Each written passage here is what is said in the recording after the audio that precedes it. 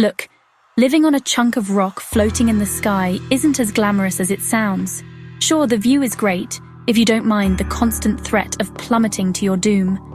My name is Aira Caelum, and my world is basically a collection of these floating islands. We call this place the 𝙀𝙬𝙮𝙡𝙨𝙚𝙮 archipelago. Ages ago, something big and bad happened, the Shatter. It cracked the world like a dinner plate dropped by a clumsy god. Now, all that's left are these islands, held afloat by glowing moon crystals called Aether Shards. They're pretty, they keep us from falling, and they give some people nifty magic tricks. Me? I was just trying to get by, fixing sky sails and trying not to think about the endless, terrifying blue below. Life was, well, it was life. Wake up, eat some sky kelp porridge, tastes exactly as bad as it sounds, and get to work. The biggest excitement on my island, Zephyr's Rest, was when a sky whale migrated past. We'd all gather at the edge and wave. But deep down, I always felt like something was missing, like a puzzle piece had been swiped from the box before I was even born. I'd stare at the fractured moon in the night sky and wonder what it was like before everything broke. Was the ground solid? Did people walk for miles without worrying about taking a wrong step into nothingness? These were the kinds of thoughts that kept me up at night, much to the annoyance of my pet flutterfox Pip.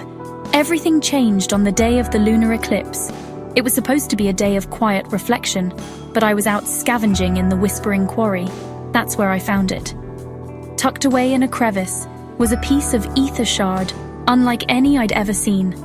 It was milky white and pulsed with a soft, internal light, like a captured heartbeat. The moment my fingers brushed against its smooth surface, it blazed with an impossible silver blue light. At the same time, a crescent-shaped birthmark on the back of my hand, one I'd had my whole life, started glowing with the exact same color. It felt like a jolt of lightning and 1,000 lullabies all at once. Suddenly, I wasn't just Aira the sky sail mender anymore. I was Aira the girl with the glowing hand and the weirdly hyperactive rock. The shard seemed to hum in my pocket, and I could feel a strange energy buzzing under my skin. It was more than just the usual ether magic that lets people conjure a little wind or light. This felt bigger, older, and frankly, a lot more likely to get me into trouble. I had a very bad feeling that my quiet, boring life of porridge and sky whale watching was officially over. And as usual, my gut feeling was absolutely 100% correct. Little did I know, my glowing new pet rock was basically a cosmic kick-me sign for some very bad people. So these ether shards, they're the power source for our entire civilization. They light our homes, power our skyships, and give certain people, the ether-touched, the ability to do cool stuff. Some can coax plants to grow in the thin air. Others can manipulate wind currents for faster sailing. The magic is a gift from the fractured moon, or so the story goes. But the shard I found was different. It didn't just glow, it resonated with me, with the mark on my hand. It felt less like a tool and more like a part of me that had been missing. It whispered secrets of starlight and ancient tides directly into my mind, which is just as creepy as it sounds. This new, supercharged connection didn't go unnoticed. A few days after my little discovery, some very unpleasant people in dark cloaks showed up on Zephyr's Rest. They called themselves the Umbra Sect, which is a big red flag right there. You don't name your club after shadows if you're planning a charity bake sale. They moved with a creepy silence and had this hungry look in their eyes. Their leader, a guy with a face that looked like it had been carved from angry granite, pointed right at me. He said I was the lunar vestige, the reincarnation of the long-lost moon goddess. Apparently, they believed this goddess could control all ether shards, and they wanted that power for themselves. Their plan was simple and simply evil. They wanted to find a legendary lost city called Celestia, which they believed held the key to controlling the ether on a global scale. With my power, the goddess's power, they could basically become the new landlords of the sky, deciding which islands got to stay afloat and which didn't. They didn't want to heal the world. They wanted to rule its broken pieces with an iron fist. And I was their shiny, goddess-shaped key. They weren't asking nicely either. Their idea of a conversation involved a lot of shadowy tendrils and menacing glares. My quiet life was officially cancelled, replaced by a new reality, being the most wanted person in the entire archipelago. So, I did the only sensible thing a teenager can do when a shadowy cult crashes her island and declares her a deity they want to misuse. I ran. I grabbed my shard, my flutterfox, and whatever supplies I could carry, and made a leap of faith off the edge of the island onto a passing trade skiff. The Umbra Sect was right on my tail, their shadowy magic nipping at my heels. My grand adventure had begun, not with a noble proclamation or a call to destiny, but with me scrambling for my life, completely terrified and with no plan whatsoever. It was a classic start, really. The universe loves to throw you in the deep end without teaching you how to swim first. Being on the run is lonely. It's also really hard to find a decent meal that isn't stale ship's biscuits. My luck changed when I crash-landed, quite literally, on the Sky Bazaar of Nimbusport, a chaotic mess of trade ships, rogue automatons, and sky pirates. It was there I met my new, very strange travel companions. The first was Kael, an exiled prince with a serious brooding problem and a talent for getting into sword fights. He had been kicked out of his own floating kingdom for reasons he was annoyingly vague about, something to do with honor and betrayal. All I knew was that he was also on the Umbra Sect's naughty list, which made us instant, reluctant allies. Then there was Nova. Nova was different. She started life as a sassy AI guide for some ancient ruins, but a power surge and a bit of ether magic gave her a physical, human-like body. She retained all her encyclopedic knowledge, but now had to deal with things like tripping over her own feet and an unfortunate craving for sweet buns.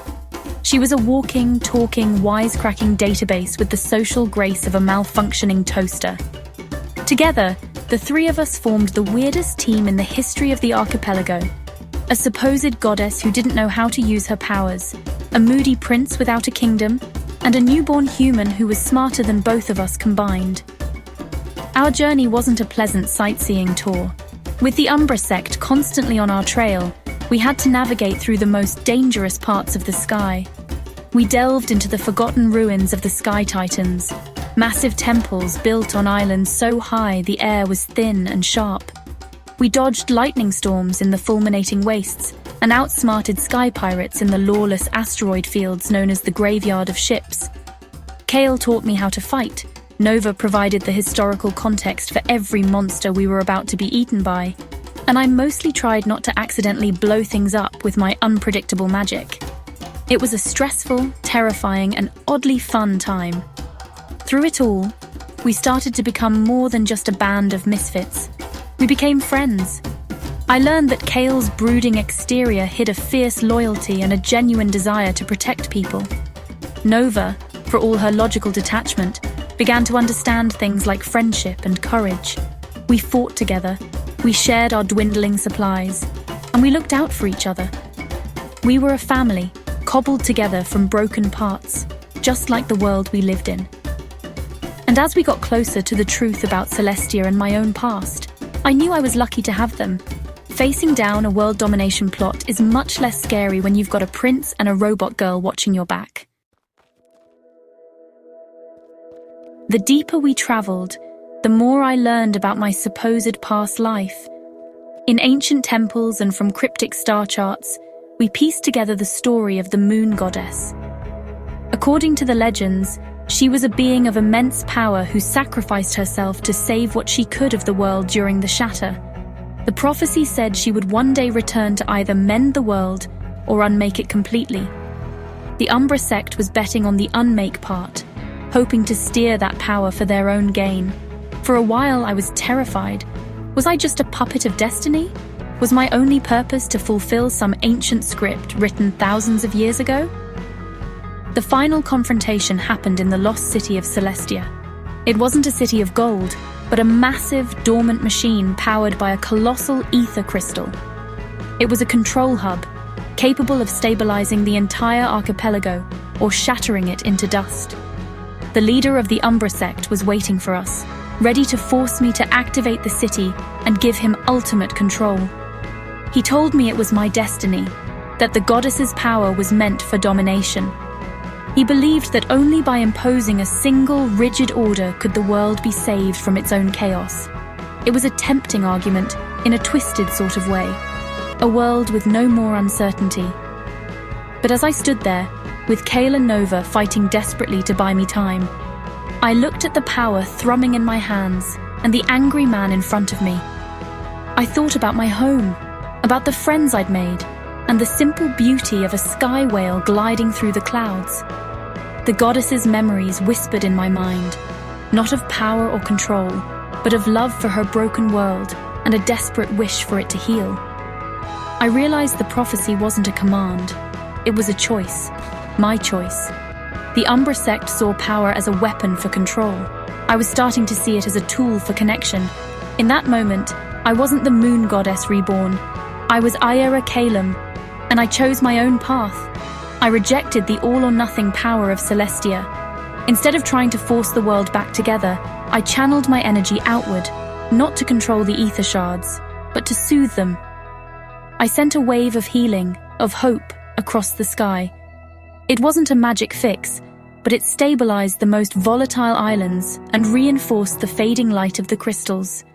I learned that true strength wasn't about fulfilling a destiny, but about having the courage to write your own. The future wasn't written in the stars.